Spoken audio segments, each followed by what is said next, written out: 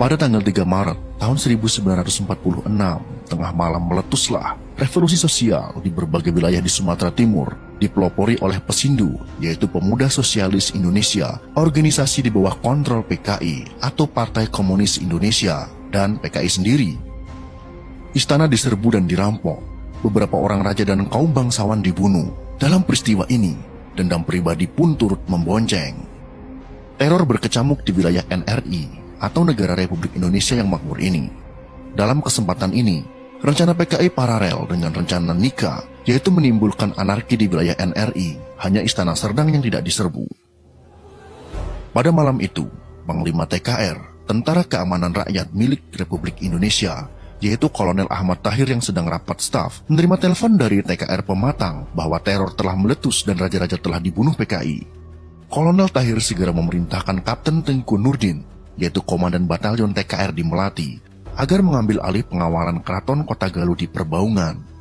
Zainuddin Rahmat, 1997, halaman 148.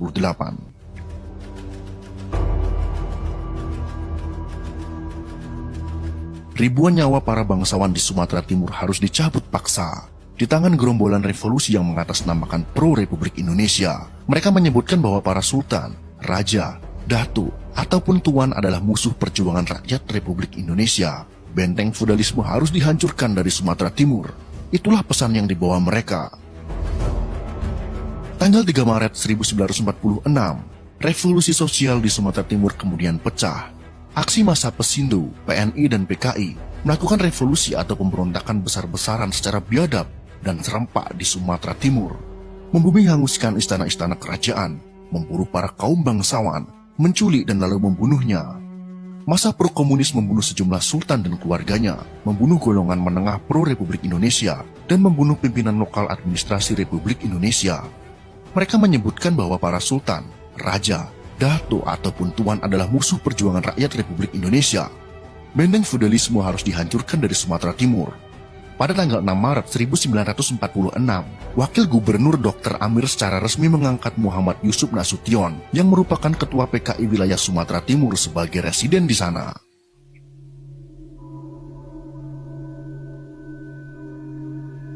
Seperti yang terjadi di Kesultanan Kualu, salah satu kerajaan Melayu yang berada di Tanjung Pasir, Kabupaten Labuhan Batu Utara, pada 3 Maret 1946 lalu.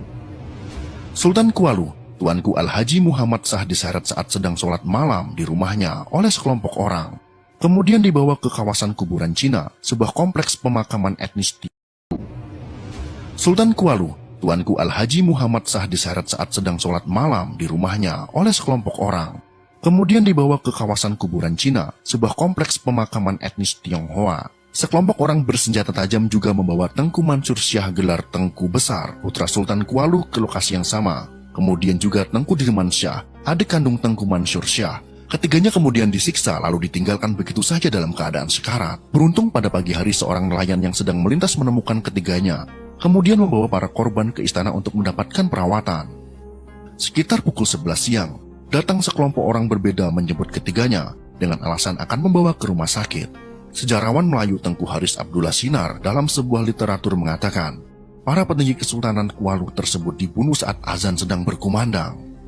Saat hendak dibunuh, tuanku sempat berkata, bila kalian hendak membunuh kami, tunggulah azan selesai dikumandangkan dan izinkan kami sembahyang sekejap, pinta tuanku saat itu. Ternyata permintaan tersebut tidak dikabulkan. Sultan Kualu dan kedua putranya tewas dibunuh. Peristiwa serupa juga terjadi di Kesultanan Panai, Kota Pinang, Negeri Padang Tebing Tinggi, dan Kesultanan Bilah yang menewaskan Tuanku Hasnan. Kesultanan Langkat juga mengalami nasib serupa. Tidak sedikit perempuan keluarga kesultanan diperkosa di hadapan orang tua dan keluarganya, sedangkan laki-laki dibantai dengan sadis. Akibatnya, Kesultanan Langkat banyak kehilangan petinggi kerajaan dan sejumlah pakar. Dalam peristiwa ini, seorang sastrawan Tengku Amir Hamzah, Pangeran Langkat Hulu, dan wakil pemerintah Republik Indonesia saat itu juga turut dibunuh. Peristiwa pembunuhan Tengku Amir Hamzah terjadi pada tanggal 7 Maret tahun 1946. Dalam peristiwa itu, Tengku Amir Hamzah dan sejumlah petinggi Kesultanan Langkat dijemput paksa menggunakan truk terbuka oleh sekelompok orang, kemudian dikumpulkan di Jalan Imam Bonjol Binjai. Bersama tahanan lainnya, Tengku Amir Hamzah disiksa kemudian dibunuh di perladangan di kawasan Kuala Begumit. oleh Mandor Yang Wijaya, yang tidak lain adalah pelatih kesenian silat Kuntau Istana Langkat. Sebelum melakukan pembunuhan, Algojo mengabulkan dua permintaan Tengku Amir Hamzah. Pertama, Tengku Amir Hamzah minta penutup matanya dibuka karena ingin menghadapi ajal dengan mata terbuka. Kedua, Tengku Amir Hamzah meminta waktu untuk sholat sebelum hukuman dijatuhkan.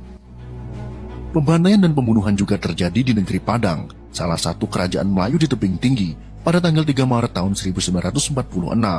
Dalam peristiwa ini, cucu Tengku Tebing Pangeran, Tengku Sortia, tewas di tangan sekelompok orang. Peristiwa terjadi saat Tengku Sortia sedang sholat di rumahnya di kawasan Tongkah, perkebunan tembakau milik Kerajaan Negeri Padang, bersama istrinya Puan Maimunah. Perkebunan Tongkah berada di antara Kabupaten Simalungun dan Serdang Berdagai. Tengku Sortia diseret dari rumah kemudian dibunuh. Jasadnya dihanyutkan ke sungai tidak jauh dari rumahnya. Di malam yang sama, pada tanggal 3 Maret tahun 1946, Kesultanan Asahan di Tanjung Balai juga mengalami nasib serupa. Sebelum azan subuh berkumandang, Tengku Muhammad Yasir menyambut sang ayah di rumahnya, yang baru tiba di istana setelah bersiaga, akibat tersiar kabar akan terjadi penyerangan. Rumah cucu Sultan Asahan ke-10 ini berada di lingkungan Istana Kesultanan Asahan, di lingkaran kota Raja Indra Sakti, yang di tengahnya terhampar lapangan hijau. Tengku Muhammad Yasir yang saat itu masih berusia 15 tahun, melihat sejumlah orang mengendap-endap ke arah istana saat membukakan pintu untuk ayahnya. Karena takut, Tengku Muhammad Yasir kemudian masuk ke dalam rumah bersama ayahnya. Pada pukul 6 pagi, Istana Kesultanan Asahan diserang sekelompok orang. Sultan Asahan saat itu, Tuanku Syaibun Abdul Jalil Rahmat Shah, berhasil melarikan diri melalui pintu belakang istana. 1 jam kemudian, sekelompok orang datang ke rumah Tengku Muhammad Yasir dan membawa ayahnya. Tengku Muhammad Yasir tidak turut dibawa karena sedang menderita sakit pada bagian kaki yang mengalami pembusukan hingga mengeluarkan aroma tidak sedap.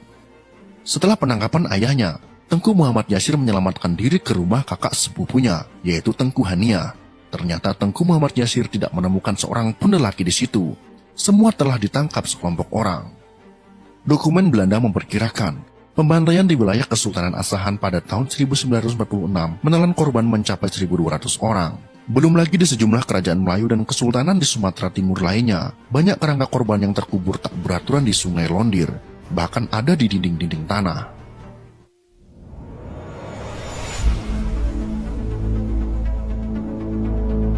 Pada tanggal 5 Maret, Wakil Gubernur Dr. Amir mengeluarkan pengumuman bahwa gerakan yang terjadi itu adalah suatu revolusi sosial.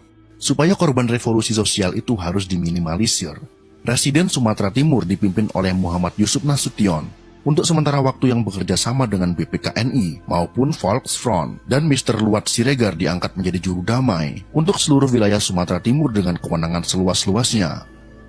Rupa-rupanya Dr. Amir dan Muhammad Yusuf Nasution telah merekayasa pergerakan rakyat sedemikian rupa untuk memuluskan perjuangan rakyat. Terwujudnya pemerintahan Republik Indonesia yang berdaulat di Sumatera merangsang perjuangan rakyat dengan membumi hanguskan benteng feudalisme, yaitu kerajaan-kerajaan di Sumatera Timur, membabat habis keturunan sultan, datuk, raja, tuan, dan menggantikan kekuasaannya menjadi kekuatan rakyat. Akhirnya dengan mulus gerakan revolusi memaksa penghapusan otonomi kekuasaan sultan, raja, dan tuan di Sumatera Timur secara resmi diproklamirkan. Revolusi sosial menyisakan cerita pembantaian ribuan nyawa, pemenggalan ribuan kepala di Sumatera Timur. Keterlibatan aktivis Partai Komunis dalam revolusi sosial di Sumatera Timur memberikan kontribusi besar, karena sangat jelas bahwa Ketua PKI Sumatera Timur waktu itu, yaitu Muhammad Yusuf Nasution,